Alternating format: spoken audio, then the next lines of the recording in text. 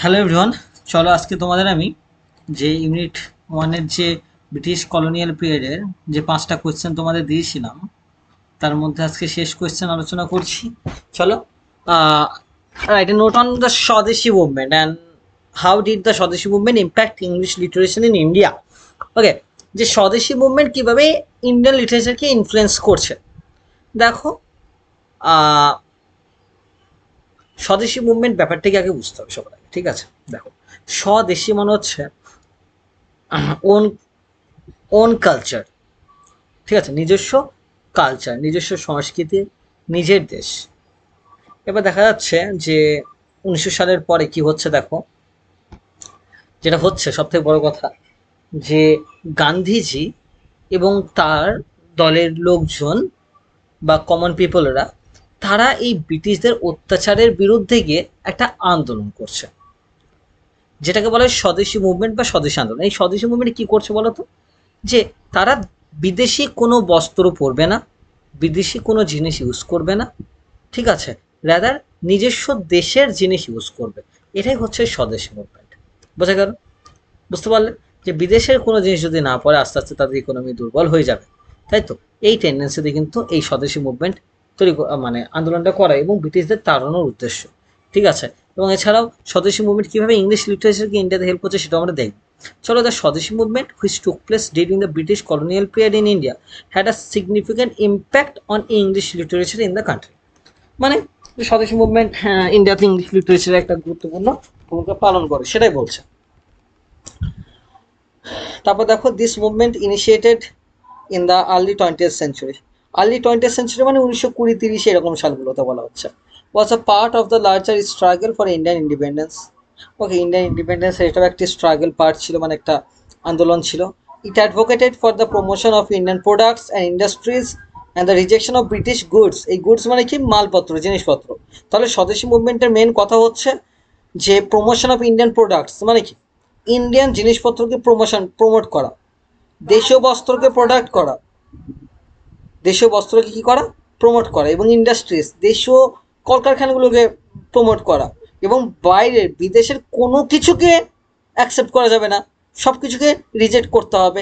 এই টেন্ডেন্সি নিয়েই স্বদেশী মুভমেন্টে বলা হচ্ছে যে ব্রিটিশ জিনিসপত্র আমরা পরবো না, ঠিক আছে? In the context of English literature in India the Swadeshi movement influenced it is several ways. দেখো, যে তুমি যদি বলো যে ইংলিশ লিটারেচার কীভাবে হেল্প করেছে, ইংরেজি সাহিত্যকে ভারতে কীভাবে হেল্প করেছে, সেগুলো দেখো। 1 নম্বর পয়েন্ট হচ্ছে প্রমোশন অফ ভার্নাকুলার ল্যাঙ্গুয়েজেস। এগুলো কিন্তু পয়েন্টসগুলো করবে না পরীক্ষার হলে গিয়ে, ঠিক আছে?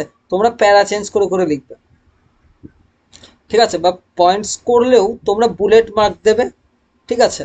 এগুলো পয়েন্টস করার দরকার নেই, আলাদা করে রাদার একটা করে বুলেট মার্কস দিতে পারো, যে একটা পয়েন্ট লিখে দিলে আর একটা বুলেট মার্কস দাও, আবার একটা পয়েন্ট লেখো। কিন্তু এই নামগুলো দেওয়া যাবে না, প্রমোশন অফ ভার্নাকুলার ল্যাঙ্গুয়েজেস এরকম মানে নাম করা যাবে না, ঠিক আছে? মানে কোনো পয়েন্টস করা যাবে না, বুলেট মার্ক করো। দিয়ে তারপরে the Swadeshi movement encourage the use and the promotion of vernacular languages like Hindi, Bengali, Tamil and others. এগুলো যে স্বদেশী মুভমেন্ট দেখো কি করছে, যে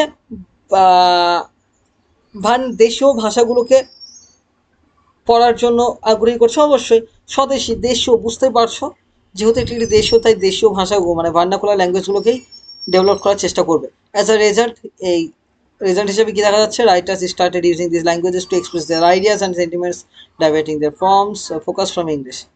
এর ফলে কী হচ্ছে, অনেকজন আবার দেখা যাচ্ছে ফোকাস ফ্রম ইংলিশ এটা কিন্তু সরে যাচ্ছে অনেকে। যাই হোক, তারপরে আমরা দেখবো আবার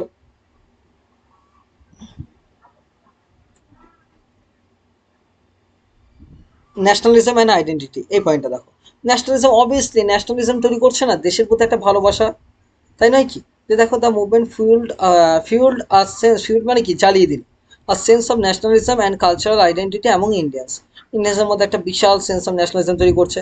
this newfound patriotism found its way into literature, inspiring writers to produce works that celebrated Indian culture and heritage.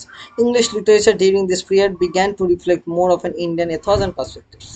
ওকে, যে ইন্ডিয়ান রাইটার্সদের কিন্তু একটা বিশাল হেল্প হচ্ছে। কীভাবে? যে ইন্ডিয়ান রাইটাররা কী করছে বলো দেখি, এই ন্যাশনালিজম থিমটাকে তাদের লেখার মধ্যে ফুটিয়ে তুলছে অনেকে, ঠিক আছে? অনেকে নিজস্ব দেশীয় ভাষাতেও লিখছে, কেউ কেউ ইংরেজি ভাষাতেও লিখছে।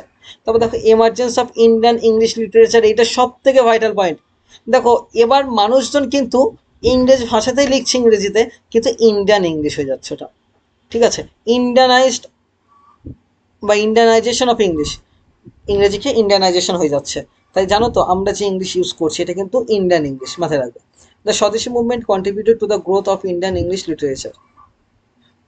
দেখো ইংলিশ ল্যাঙ্গুয়েজ, ওই ইংরেজি ভাষায়, কিন্তু আমরা আমাদের মতো প্রোনাউন্সিয়েশন আলাদা, আমাদের ব্রিটিশদের প্রোনাউন্সিয়েশন আলাদা, তাই ব্রিটিশ ইংলিশের প্রোনাউন্সিয়েশন আমাদের প্রোনাউন্সিয়েশন কিন্তু আলাদা।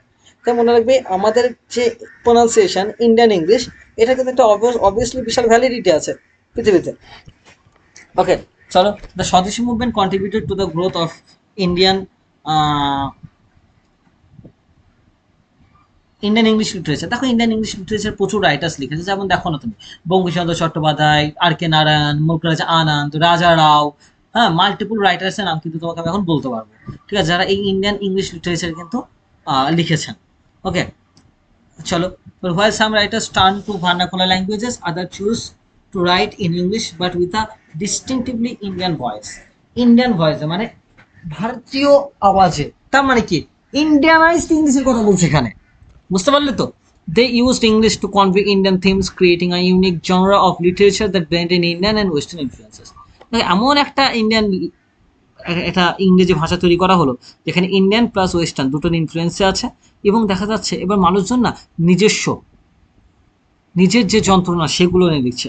The pain of life, the society of India is being reflected, তাই নাকি? যেমন তুমি রাজা রাওয়ের যদি কান্তাপুরা দেখো, সেখানে কি দেখা যাচ্ছে যে দেশীয় প্রবলেমসগুলোকেই তুলে ধরা হচ্ছে।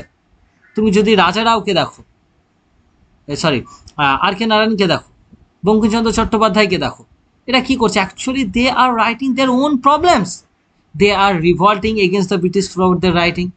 Okay, though the writers are writing in English, but they are focusing on Indian themes. They are going against the Britishers. বুঝতে পারলে? তাই এই ইন্ডিয়ান ইংলিশ লিটারেচার কিন্তু একটা বিশালভাবে গড়ে উঠলো এই স্বদেশী মুভমেন্টের ক্ষেত্রে, ঠিক আছে। কারণ বিদেশি জিনিসকে সব মানে বাদ দিয়ে দিচ্ছে, কিন্তু বিদেশি ভাষাটাকে কিন্তু বাদ দেওয়া যাচ্ছে না। তাই ওটাকে নিজের মতন করে করে নাও, হুবহু ওদের কপি না করে। সেটা হচ্ছে ইন্ডিয়ান ইংলিশ লিটারেচার। বানান সব একই, সব কিছুই এক, শুধুমাত্র প্রোনাউন্সিয়েশনগুলো আলাদা। দেখো অ্যালিটারেটিভ, অল্টারনেটিভ লিটারেরি প্ল্যাটফর্মস। দেখো স্বদেশী মুভমেন্টের ক্ষেত্রে কি হলো, আরও অল্টারনেটিভ আরও প্ল্যাটফর্মস আসলো। কী কী? The movement also led to the establishment of alternative literary platforms such as newspaper, magazine, pamphlets, এগুলো, ঠিক আছে। সেটা অনেক দেশীয় কী হলো জানো তো, অনেক নিউজ পেপার্স বার হলো, ন্যাশনাল মানে ন্যাশনালিস্ট নিউজ পেপার, মানে কি, যেগুলো দেশের হয়ে কথা বলছে, ব্রিটিশের অত্যাচারের বিরুদ্ধে কী কী আন্দোলন চলছে এগুলো নিয়ে, এইসব জিনিসগুলো তৈরি হলো আস্তে আস্তে। তারপর আমরা আরও দেখছি ইনফ্লুয়েন্স অন লিটারেরি ফিগার্স। দেখো প্রচুর লিটারেরি ফিগার্সকে কীভাবে স্বদেশী মুভমেন্ট হেল্প করছে। দেখো যে রবীন্দ্রনাথ ঠাকুর, তারপরে Rabindranath Tagore, Sarojini Naidu, Bankimchandra Chattopadhyay were deeply influenced by this movement, বুঝতে পারলে তো? Their writings reflected the spirit of the movement. তাদের লেখা তো আমরা এই থিমসগুলো অবভিয়াসলি পাই স্বদেশী মুভমেন্টের। তারপরে দেখো cultural exchange. The movement highlighted the interaction and exchange of ideas between Indian and British cultures, ঠিক আছে, যে একটা ইন্ডিয়ান এবং ইংলিশ যে কালচারের যে একটা ইন্টারাকশন সেটাকে দেখানো হচ্ছে। This exchange enriched Indian English literature as writers explore the culture and social dynamics of the period the Swadeshi. আচ্ছা, বুঝতে পারলে ব্যাপারটা, যে the movement actually highlighted the interaction and exchange of ideas between Indian and British culture. আমি কি দেখছি আরও British কালচারের আইডিয়াসগুলোকে আমরা পাচ্ছি, হ্যাঁ, বা আমাদের নিজস্ব কালচারে ব্লেন্ডেড একটা কালচারাল এক্সচেঞ্জ হচ্ছে, মানে আমরা ওদের কালচার থেকে কিছু নিচ্ছি, ওরা আমাদের কালচার থেকে কিছু নিচ্ছে, এবং যখন এটা তৈরি হচ্ছে বা কোনো কিছু লেখা হচ্ছে, একটা মিশ্রণ কিন্তু থেকে যাচ্ছে, ঠিক আছে, এটা মাথায় রাখবে। কালচারাল এক্সচেঞ্জ হচ্ছে। চলো আমরা কনক্লুশন দেখবো। The Swadeshi movement played a crucial role in shaping English literature in India during the British colonial period. It fostered a sense of nationalism, inspired writers to explore Indian themes and identity, and contributed to the evolution of Indian English literature as a distinct genre. This period marked a significant transformation in the literary landscape of India as writers found new way to express their thoughts and aspirations in the face of colonial rule. So what we see that how the Swadeshi movement is actually creating or is actually playing a vital role as far as English literature in India is concerned. ওকে, এই হচ্ছে ব্যাপার। আশা করছি খুব ভালো করে বুঝতে পারছো। একটা সিগনিফিকেন্ট ট্রান্সফরমেশন হচ্ছে রাইটার্সদের মধ্যে, সেগুলোও দেখতে পাচ্ছ। ওকে, এটাই হচ্ছে তোমাদের স্বদেশী মুভমেন্টের উপর নোট। Thank you.